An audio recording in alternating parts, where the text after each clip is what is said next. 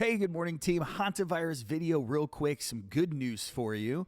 Jerome Adams, Surgeon General, in the past under Trump's regime, actually, I follow him on Twitter. I talk to him every now and then, just in passing, commenting on his stuff. Pretty smart guy.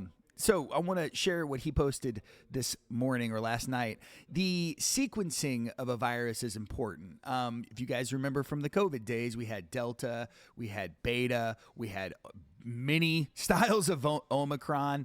There's different variants that came out, and the reason for that is because viruses evolve, and one of the problems with COVID specifically is that evolved very, very, very quickly, especially with a ton of forward transmission, right? So we would get all these different variants very quickly, which would then start another wave. We're actually still kind of dealing with this right now, but this is another reason, another big difference between the Hantavirus and COVID, which why, again, I don't want to downplay it. If you are close to where somebody might be, I do expect to see clusters and things like that, but I don't expect to see a pandemic specifically because, and this is one of the big reasons, the Andes virus, they sequenced it and it's the same. It's the same thing that we've been dealing with this whole time. A lot of folks don't know SARS-CoV-2, which is what ultimately led to COVID, like HIV does AIDS. There was a first, we actually had that pandemic before, and even between the first SARS-CoV-1 pandemic, which was, it was a big outbreak. It was much smaller, obviously. A lot of you may not even ever heard of it. The virus was a lot different going into the second one. That's why we kept hearing the phrase novel virus. This is not a novel virus. The sequencing, like the little, have you guys seen Jurassic Park? The little DNA sequence, that's exactly what it is. This sequence is the exact same, or very nearly 98.7% identity to the strains that we have on record from 10 years ago. So that's good news. It means we know exactly what we're dealing with. We know how it's going to behave, and things like that. So we should, assuming we do the things that the protocols and the things that we've done in the past, this should be not a big deal. I mean, it's going to be a huge deal to the people it impacts. Don't get me wrong, but insofar as pandemic potential, I really don't think this is gonna go that way. But again, I want to bring up the if you were a person that we should be prepared for these things is what ultimately what I'm trying to say.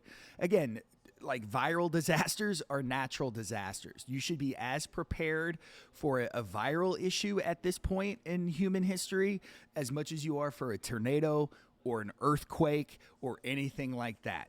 I know it has a tendency to get overly political. It does not need to be.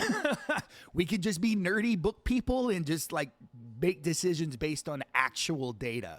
Not some talking head pundit. I know I'm a talking head right now. I'm certainly not a pundit, but I'm bringing you actual facts. Like this is a fact. Like it's the same thing. So we should, assuming there isn't vast changes in the population, which there is, by the way, so that is an X factor, it should behave the same. It's like playing the same character in a video game. Unless you're bringing that character to a vastly different game, it should be the same. Of course, I brought up, I think, a video or 3 ago. COVID does impact your immunity, so this might be a little bit more, passable than it would be otherwise, but I still don't think that's going to be enough to bump it into the thing. It does have a long incubation time, and that's a concern. That's like a 42-day quarantine if you're exposed to it, and do take that seriously. You know what I'm saying? Just wear a mask. It does not have to be a big deal. Just follow the data. This thing is well documented. Try to leave the feelings at the door and just act rationally. And again, I don't want to downplay any. I talked in the last video about trauma that we've had from this last pandemic that's unresolved. So this is a really good time to kind of maybe even search those feelings and kind of process some of that stuff. So anyway, I'm rambling. I'm getting ready for my show, halfway through my first coffee. I thought this was really good news, and I wanted to kind of get it out there to everybody. This is good.